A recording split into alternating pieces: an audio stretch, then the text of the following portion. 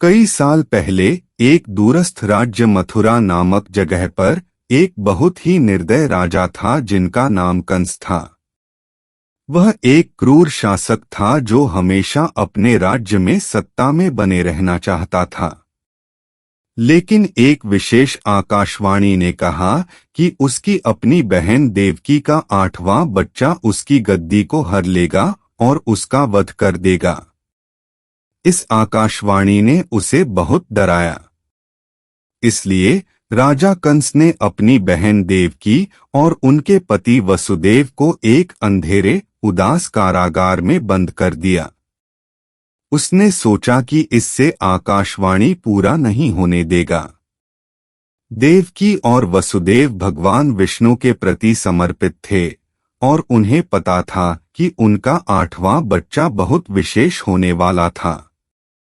वे अपने बच्चे का आगमन होने का धैर्य से कारागार में इंतजार कर रहे थे। एक जादुई रात को कुछ अद्वितीय घटना घटी।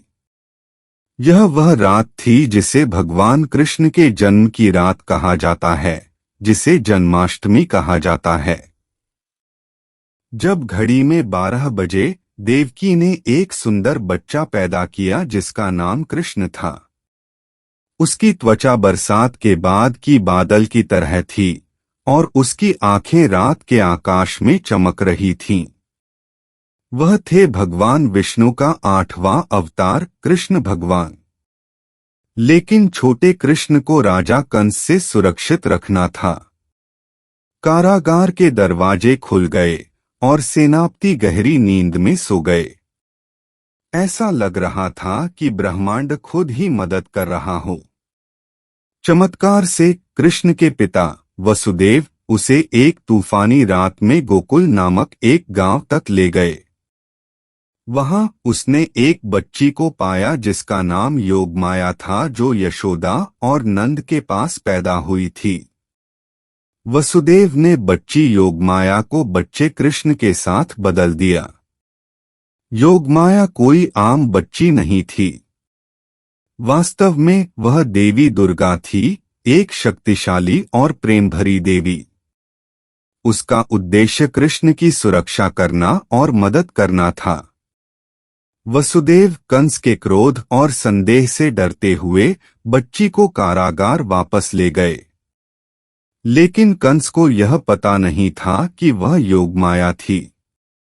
सोचते हुए कि वह बस एक बच्ची है, कंस ने उसे एक कुएं में फेंक देने का निर्णय किया। लेकिन कुछ अद्भुत हुआ। जब उसने उसे फेंका तब योगमाया अपने असली रूप में देवी दुर्गा के रूप में परिवर्तित हो गई, एक शक्तिशाली और महाकाव्य देवी। कंस इस अद्भुत दृश्य से हैरान और डरे हुए थे। उन्होंने समझा कि वह एक दिव्य शक्ति के सामने है जो उससे कहीं ज्यादा महत्वपूर्ण है। देवी दुर्गा ने कंस को बताया कि उसका समय खत्म हो गया है और उसे उसके अपराधों का फल अवश्य मिलेगा। कंस अपनी जिंदगी के लिए डरने लगे। उन्होंने समझ लिया कि उनका भाग भगवान कृष्ण की योजना से जुड़ा था। हर साल जन्माष्टमी पर लोग भगवान कृष्ण के जन्म का जश्न मनाते हैं। देवकी और वसुदेव के 8वें बच्चे दिव्य बच्चे को याद करते हैं जो दुनिया में प्यार और ज्ञान लाया। वे उनके जन्म की कहानी, योगमाया के साथ विनिमय और देवी दुर्गा की शक्तिपूर्ण हस्तक्षेप को याद रखते हैं। यह हमें याद दिलाता है कि भलाई और प्यार हमेशा अंधकार और क्रूरता पर विजय प्राप्त करेंगे।